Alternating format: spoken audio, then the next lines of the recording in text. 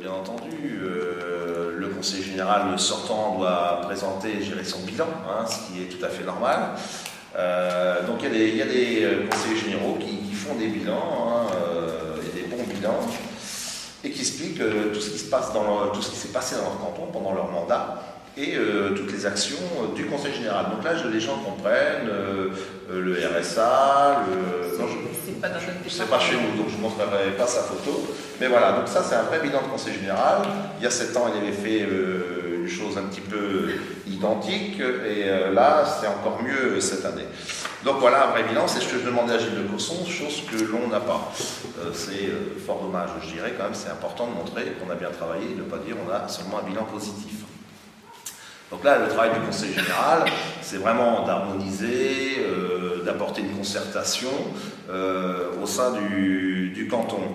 Et aujourd'hui, c'est pas ce qui se passe. Par exemple, savez-vous qu'il y aura peut-être dans l'Orne un futur aéroport ou aérodrome AC, tout à fait. Donc là, le conseil général nous en a jamais parlé. C'est nos impôts, le canton du Teil ou les maires du canton du Teil et la population ont leur mot à dire sur cet investissement qui va coûter, pour je dirais, commencer 30 millions d'euros. Ou alors est-ce qu'ils veulent nous descendre le 3e aéroport de Paris, puisqu'on a une population, je dirais, peu dense, peu gênante, on peut imaginer ça. Donc il y a des gens farouchement au Conseil général. Gilles de Courson nous en a jamais parlé, on ne sait pas s'il est pour ou contre. D'ailleurs, il n'a pas à être pour ou contre. Il a à prendre, gérer notre avis, voilà. Et vous êtes pour? Ah ben je sais pas, on ne sait pas, on n'est pas au courant, donc il faudrait qu'on sache, qu'on connaisse ce projet quand même, avant d'être pour ou contre. Hein. Je dirais que c'est ce que j'explique sur le blog. Donc comment, si nous sommes élus, on compte travailler. Donc déjà, c'est de créer des commissions de travail volontaires, en fait. C'est-à-dire que le conseil général, si nous sommes à Alençon, c'est par l'intermédiaire de blogs, des journaux, puisqu'il y a 4 réunions par an, c'est pas une par trimestre, hein, pour décider. C'est quelques semaines à l'avance de dire voilà, qu'est-ce qui se passe à Alençon, on veut construire un aéroport ou un aérodrome, on redescend ça auprès des maires, les maires en parlent avec leurs conseils municipaux, les habitants volontaires par le biais de commissions disent leur avis, tout ça, ça remonte auprès du conseil général, et le conseil général vote en fonction de l'avis de la population et des maires, en prenant la majorité, bien entendu, parce qu'il n'y aura jamais unanimité. Mais voilà, en prenant la tendance favorable, je dirais, en disant oui, ça va être intéressant, il y aura des retombées économiques sur le canton du Teil, on y va, on construit ça. Aujourd'hui, on n'en parle pas. Donc c'est une décision, je dirais, des conseillers généraux qui discutent de ça entre eux, sans en avertir la population. Donc ça, c'est pas bien. Il y en a déjà un retard qui tourne le temps. Ah oui, mais voilà. Il parle peut-être d'un aéroport éventuellement. Donc voilà, tu vois, donc c'est des choses comme ça qui sortent, il faut qu'on en parle quand même, parce que c'est quand même nos impôts. On a construit le golf à Belém qui est magnifique, hein, qui est en faillite aujourd'hui. On a payé les trous déjà. Mais oui. Oui, il est en faillite.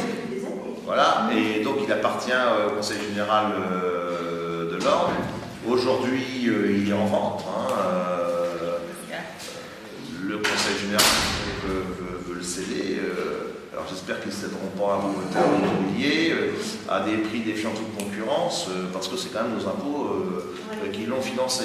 Donc voilà, alors le souci, je connais un petit peu d'autres projets qui ont été construits par le Conseil général, par exemple à Tourouvre, le musée les muséales du Canada, qui a été construit, qui a été construit par le Conseil général.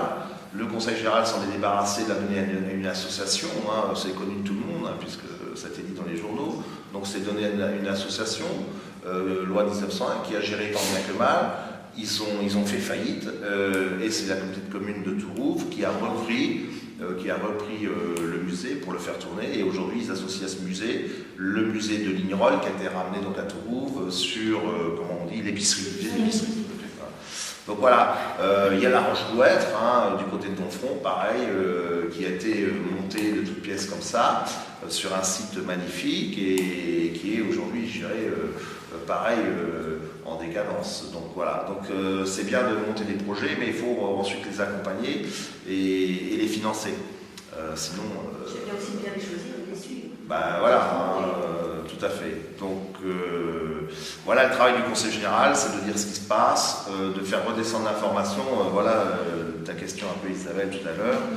Comment on pense travailler, je dirais, dans la concertation et pour que le maximum de personnes sachent ce qui se passe dans notre canton et comment faire redescendre tout ça. Et que ce ne soit pas une décision.